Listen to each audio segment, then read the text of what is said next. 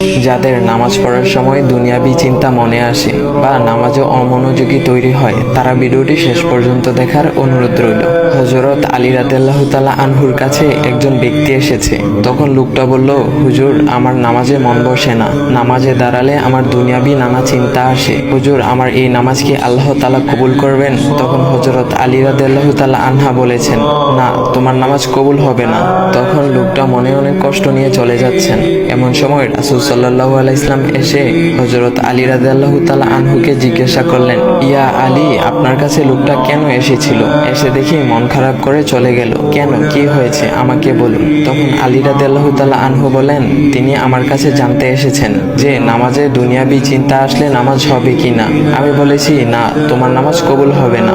রাসূল সাল্লাল্লাহু আলাইহি ওয়াসাল্লাম তখন বলেন, ইয়া আলী, আপনাকে আমি একটা চাদর উপহার দিতে চাই, তবে একটা শর্ত আছে। আলী রাদিয়াল্লাহু তাআলা আনহু খুশি হয়ে বলেন, ইয়া রাসূলুল্লাহ, কি শর্ত তা বলুন, আমি আপনার সকল শর্ত মেনে নিব।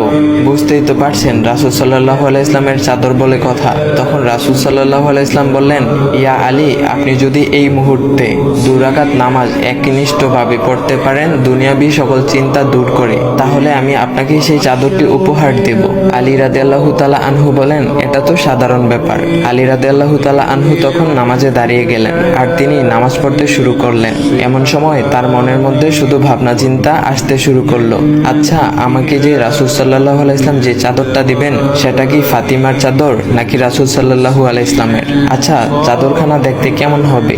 এই বিভিন্ন বিষয় নিয়ে ভাবতে লাগলেন। তিনি ভুলেই গেছেন যে দুনিয়াবি চিন্তা নামাজে আনতে রাসূল সাল্লাল্লাহু আলাইহি ওয়াসাল্লাম নিষেধ করেছেন। এর মধ্যে আলী রাদিয়াল্লাহু তাআলা আনহুর নামাজ পড়া শেষ। আলী রাদিয়াল্লাহু তাআলা নামাজ শেষ করে রাসূল সাল্লাল্লাহু আলাইহি ওয়াসাল্লামকে বলতেছেন, ইয়া রাসূলুল্লাহ, আমি আপনার শর্ত মেনেছি, এখন আমাকে চাদরখানা উপহার দেন। রাসূল সাল্লাল্লাহু আলাইহি ওয়াসাল্লাম বলেন, ইয়া আলী, আপনি কি একনিষ্ঠভাবে দুনিয়াবি চিন্তামুক্ত ছাড়া 2 রাকাত নামাজ পড়েছেন? তখন আলী রাদিয়াল্লাহু তাআলা আনহা মুচকি হেসে বললেন, না ইয়া রাসূলুল্লাহ, আমি আপনার চাদর নিয়ে অনেক কিছুই ভেবেছি।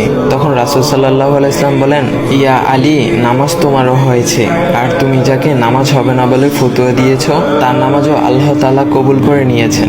শোনো আলী, দুনিয়াবি চিন্তা দ্বারা নামাজ বাতিল হয় না, নামাজ মহান আল্লাহ তাআলা কবুল করে নেন।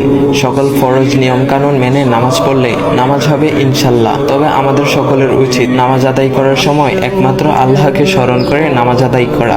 নামাজে দাঁড়ালে দুনিয়াবি চিন্তা মাথায় আসে, এটা শয়তানের একটা ফাঁদ।